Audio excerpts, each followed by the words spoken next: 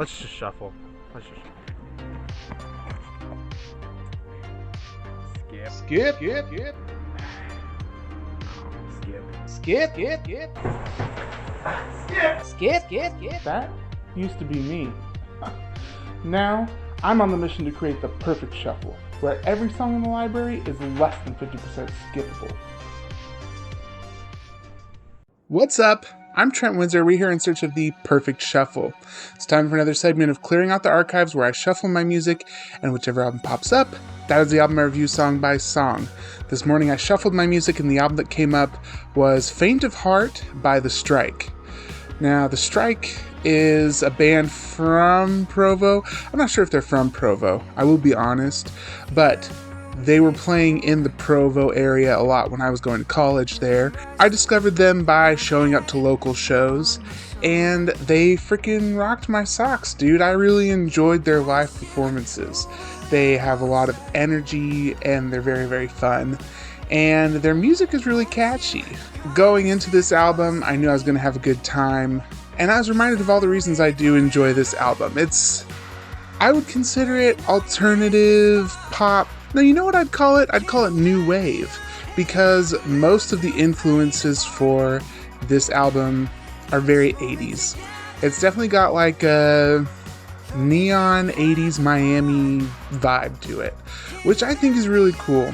Personally, I love the 80s. If you learn anything about me in this video, it's that I freaking love the 80s. I love the music from the 80s, and so this album really resonates with me.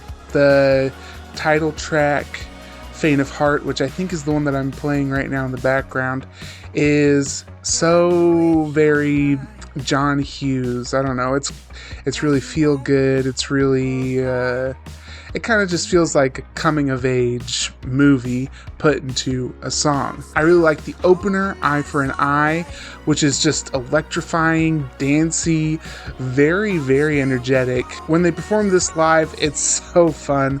A lot of times it's the song they open with. It's just a great time. Their song from this album, Human Right, was on the hit Netflix movie To All the Boys I've Loved Before. It was played during the prom scene. So, you know, they've got a little bit of mainstream success, not too much, but I think that they deserve it because they're really, really fun. Even songs like I Fall Hard, which is a little bit slower, a little bit more of a ballad, I think they're doing a great job at putting the emotion behind it.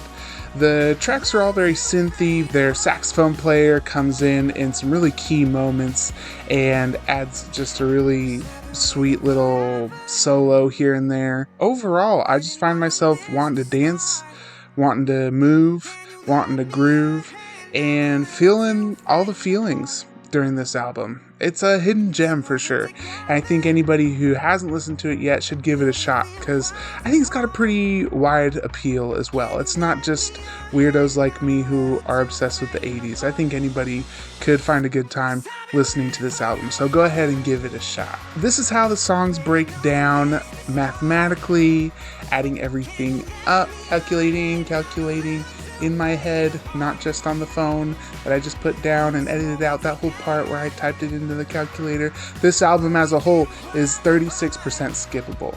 A really, really solid album, and I really look forward to hearing more and more from this band.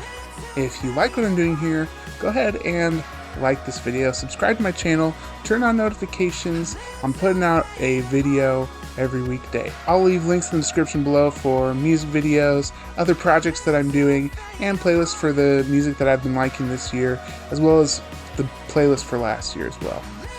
I'm Trent Windsor, and this is The Perfect Shuffle.